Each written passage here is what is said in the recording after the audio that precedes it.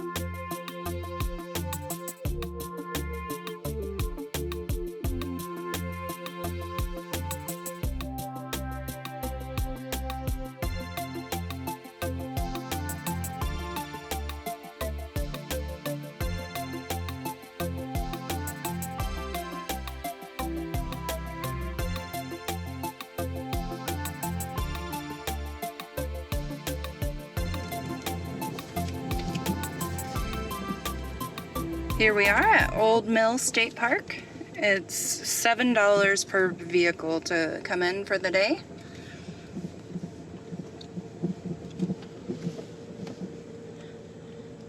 But if you want an annual pass for the Minnesota State Parks, it's currently $35 a year, which isn't too bad. You might need to be a resident though for that. Yeah, and I don't know if that gives you free camping or not. That would be cool if it did. Yeah. It's spring here. Apparently it's a good time to see snapping turtles. We'll see if we see any. I imagine they would be closer to the lake.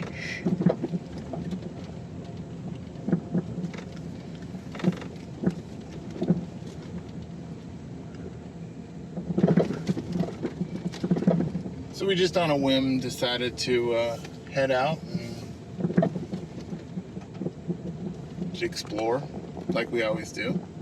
Mm-hmm. You know, get a little cabin fever staying in a hotel.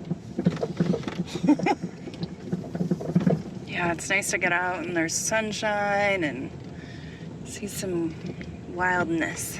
Yeah, it's 77 degrees right now.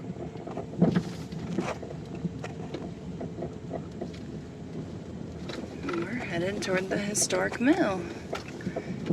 There's trails all over this place. Look at that old cabin over there. Yeah. Oh, it looks like there's a couple homesteads on here. This should be interesting. Well, let's check it out.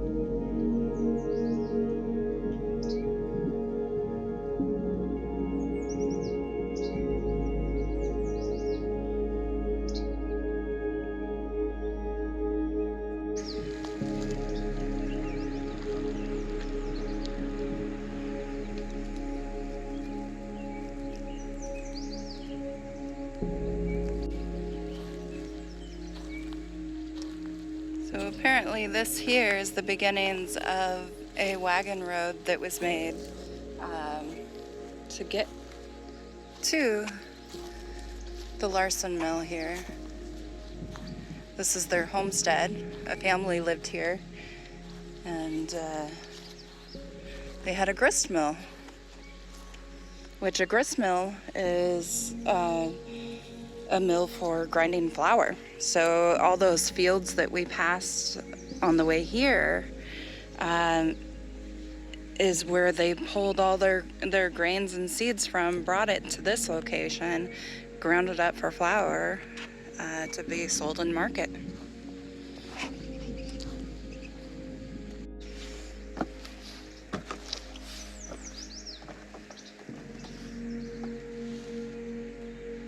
Oh, how cool is that in there? Wow.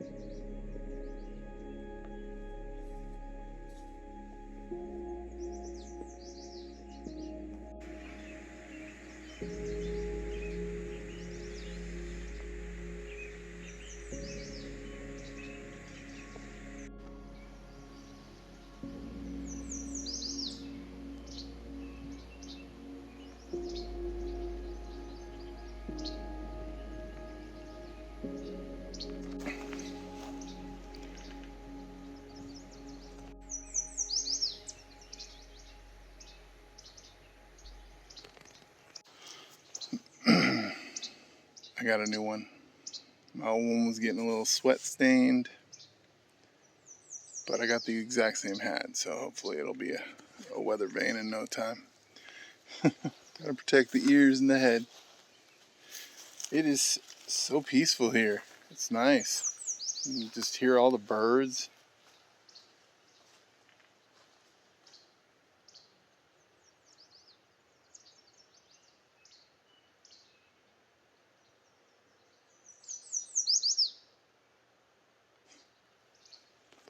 There's actually 100 different species of birds that live here in this park alone.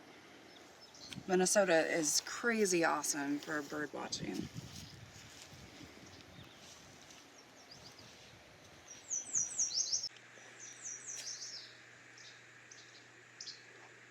that rhubarb? Kind of looks like rhubarb. I think it is. Let's see. Oh yeah, that's rhubarb. This is actually the location for the family's personal little garden.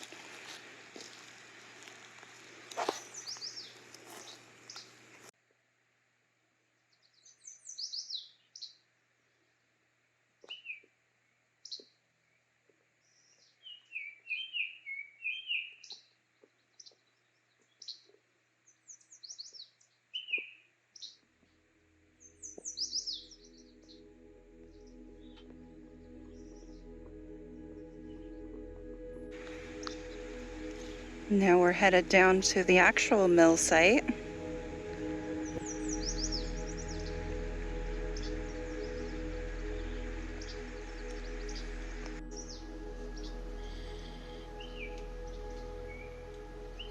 Hello, I'm John Larson. Welcome to the Larson Mill. Sure, we can grind your ride today. We're just getting started. The engineer's been stoking fire for about an hour now, and it's just about up to speed. Maybe you'd like to see the mill since this is your first time. Yeah, we've been operating for 12 years now. We started back in 1886 when my dad, Lars Sr, first moved here from Sweden. We've tried water, wind, and steam power at various sites. To make a long story short, we finally moved our mills to this site and built the cabin here. Dad has the water mill, and I use the steam power.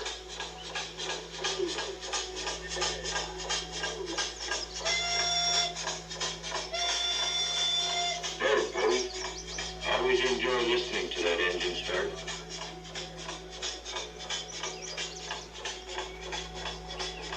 That regular chugging says it's running good. This is a 3 59K steam engine, built in 1878. See the big pulleys that the drive belts run on? That transfers power from the engine to the upright drive shaft at the other end of the building. That drive shaft runs the whole mill, starting with the grinding stones upstairs. Larson and my nephew Edward are pouring and rallying to them right now.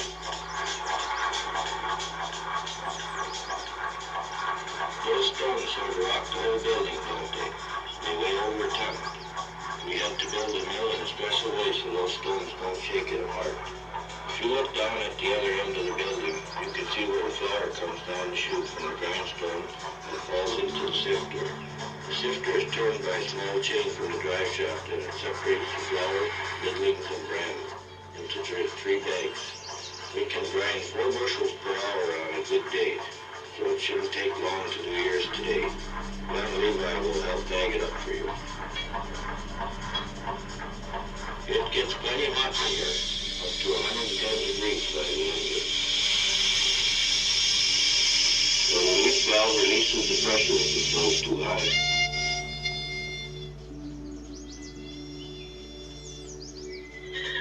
Well, I see Anton Swim just pulled up, so we'll be busy grinding until dark. I'd better help with his wagon load. Why don't you take some time to look around before you leave? To the left, along the riverbank, you can get a good view of the old man's water-powered mill and the raceway in the middle river that powers his grinding stone. To your right, north of this mill, is the blacksmith shop of my brother Lars. If the horses are thirsty, stop by the well by the cabin. If you're lucky, you might get a taste of mother's bread fresh from the oven. See you again soon. The mill itself sat quiet from 1937 until 1958, when the engine was restored to operating order. Through a cooperative effort of the Marshall County Historical Society and Old Mill State Park, it continues to operate once or twice each year. Check at the park office for this year's Grinding Days celebration. Take time to tour the site to learn about what it was like in 1898. Enjoy your visit.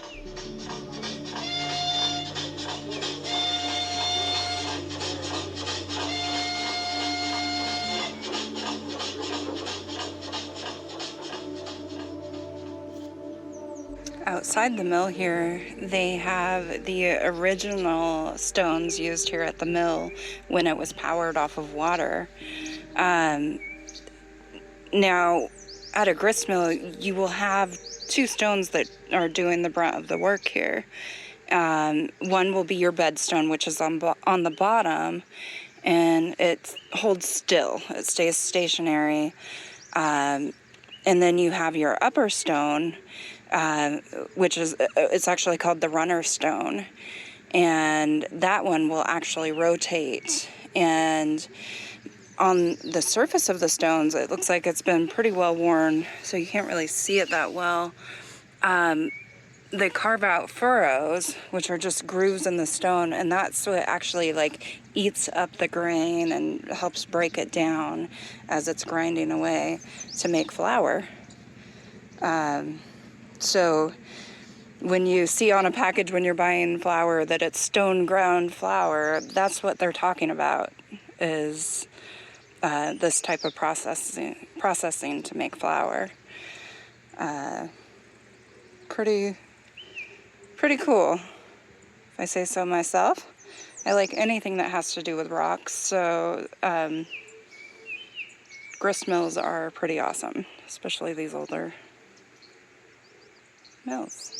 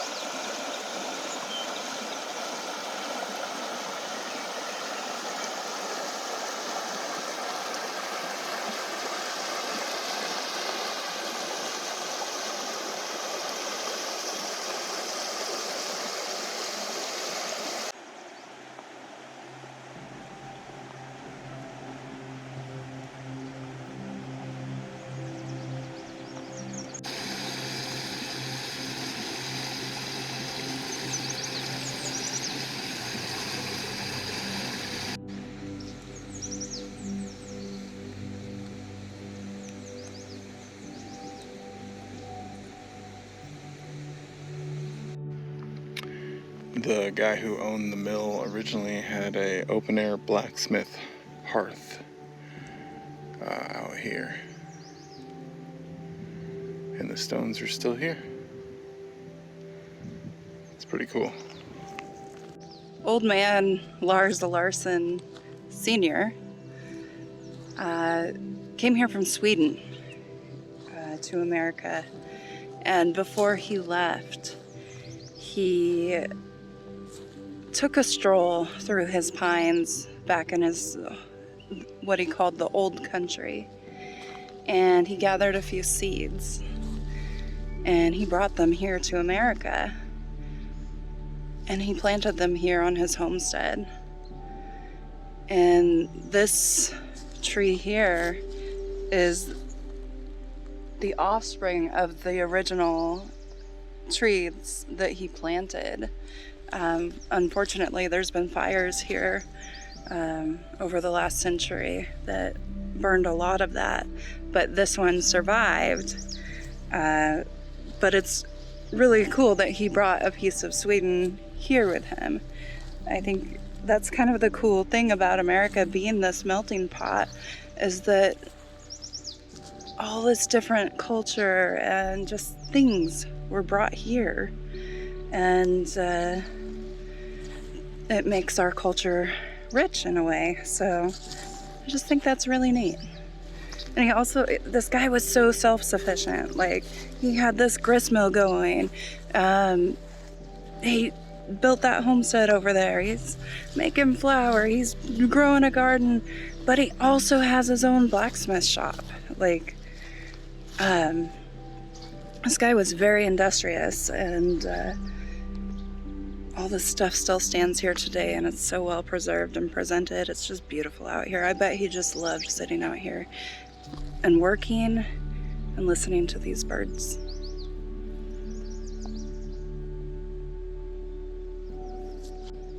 Even though this tree was brought from Sweden, it's actually called a Scotch pine, and you will see them all throughout America. Gotta watch for ticks.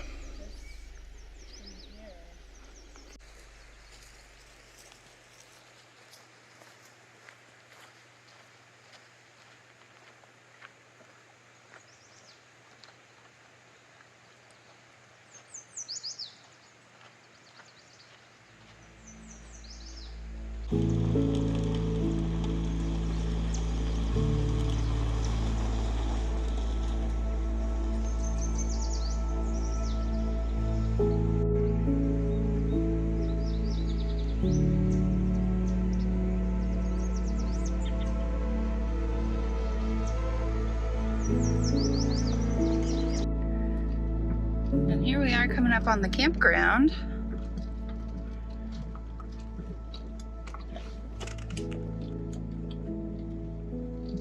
That has showers.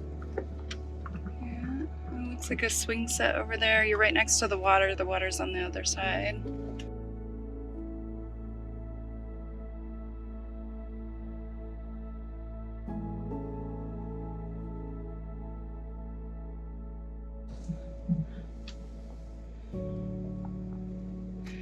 Obviously there are ticks here, but I think that's everywhere in Minnesota this time of year, in the spring. We've been told the ticks are bad. Yeah.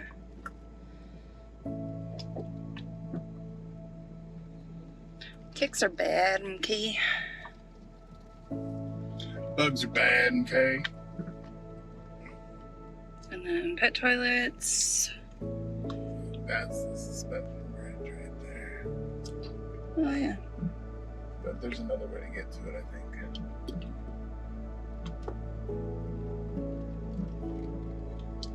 There's power at some of these sites. It's a pretty campground. Yeah. And not busy. It's a holiday weekend here.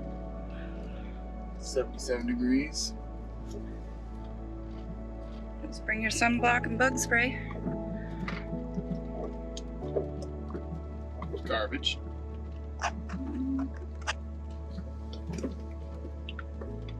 And it's just a short walk over to the mill site. Yeah, there's actually a hiking trail to it. And another bridge somewhere. Or maybe this is the bridge in the map.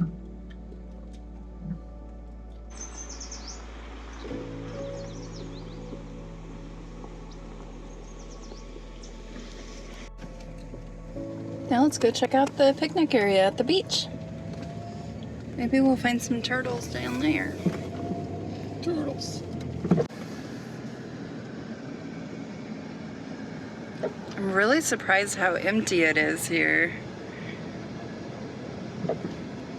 On a Sunday, or a Saturday, yeah, no, it's Sunday. It's Sunday. On a holiday weekend. Sunday afternoon. I don't know what that is. I don't know what that is either, but it's kind of cool looking. It's like an old fort.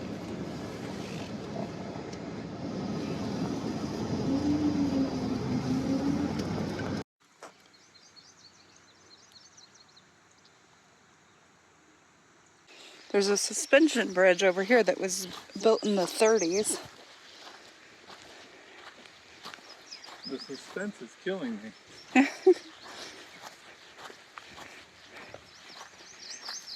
It looks in really great shape.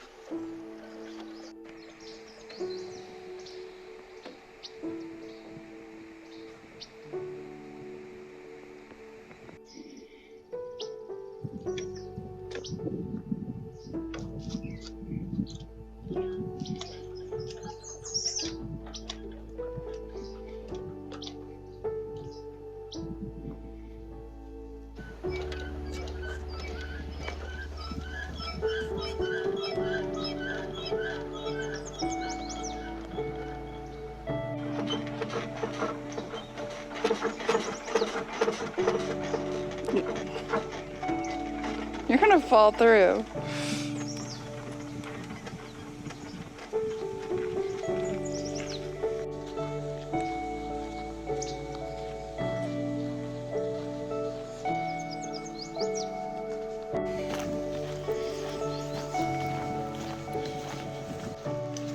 There's a lot of nice walking trails here. It kind of makes you feel a little different than being in one of the little towns out here. Because there's just trees all around. And birds. Feels more alive. When you're in those little towns, it doesn't feel very alive. You don't see any sort of animals or hear them. No, you'll hear birds every once in a while, but like I'm seeing like deer poop and like other small animal poop. Now, don't get me wrong, there's not poop everywhere here. Alright, let's look at some of this beautiful woods.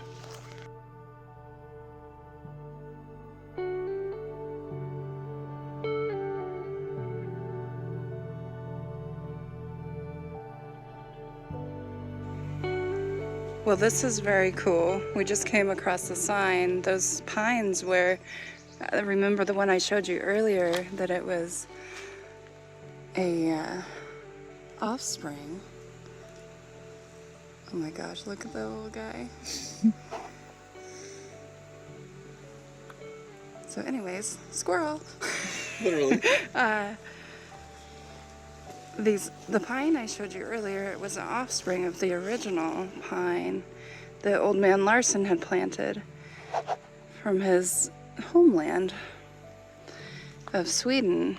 and we just came across a grove of the originals.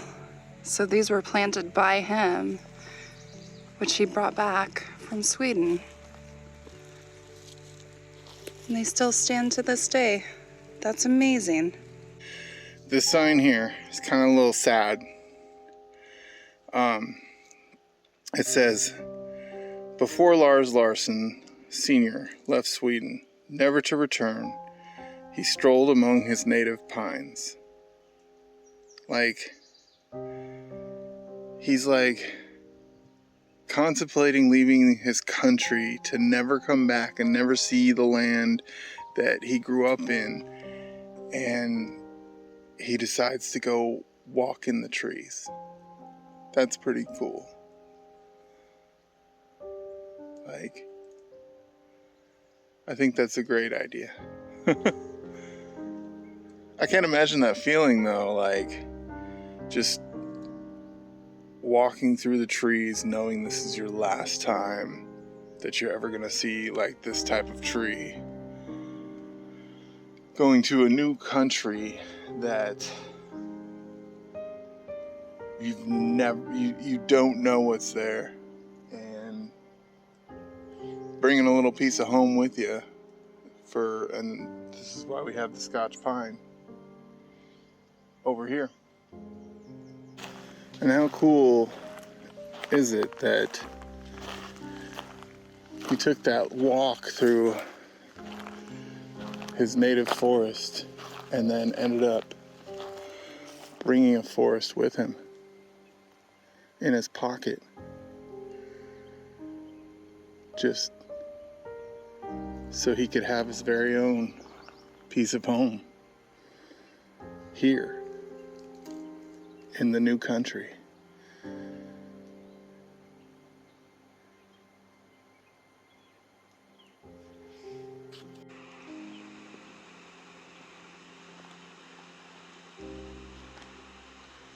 That cheers me up a little bit.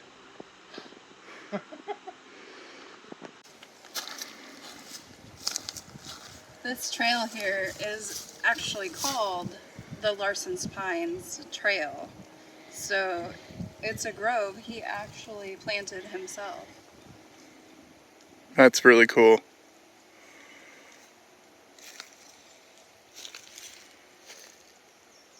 A little gift from Sweden for generations to come.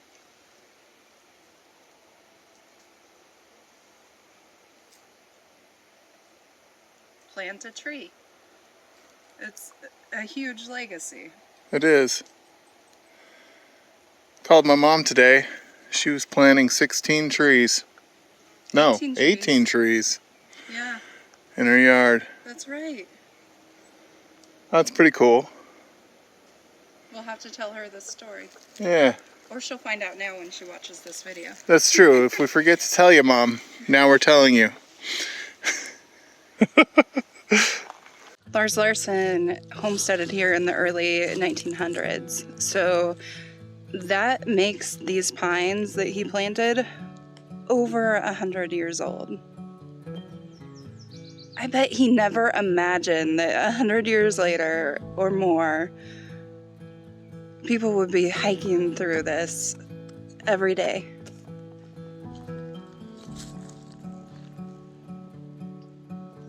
So your footsteps on the planet matter.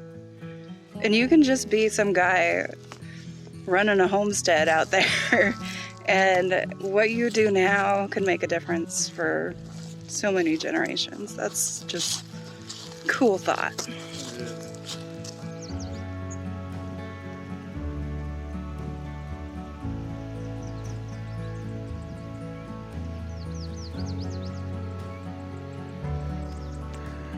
We're not sure what this building is. There's no real signs for it. And this is like a service vehicles only thing. It might have been a fire lookout at one point. Not sure why it's not taller if it was, but yeah, I don't know what it is.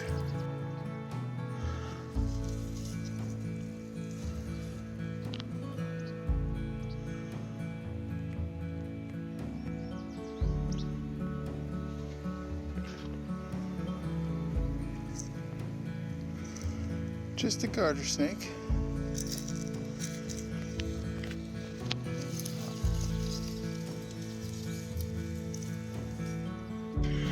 So there's also this nice giant picnic area here with restrooms and stuff next to that swimming hole.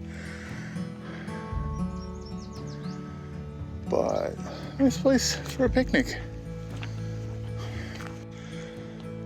Well, that was fun. That was fun.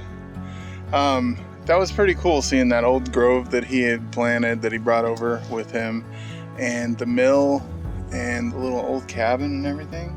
All the history here, and just seeing how the old ways of farming still connects to the new ways of farming. You know, made me think of the beet harvest. Oh yeah. So how the farmers would bring their produce, their product to the mill, and the mill would get it sorted out. So Yeah. pretty cool.